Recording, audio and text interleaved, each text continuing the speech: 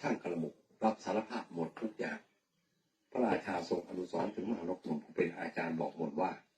ทรงรอดชีวิตครั้งนี้ได้เพราะมนต์บทนั้นบทเดียว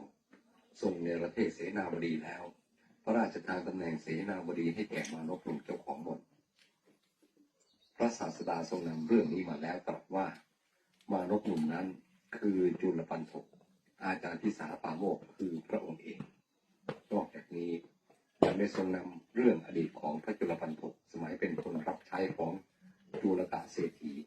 ซึ่งสามารถตั้งตัวได้ด้วยการขายหนูตายเพียงตัวเดียวเป็นต้นทุน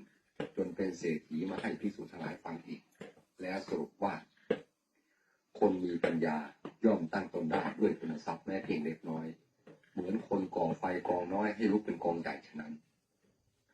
เมื่อทรงปรารภถึงโลกุตตรสมบัติอันพระจุลปันถกได้อันชื่อว่าได้ที่พึงอันเกษ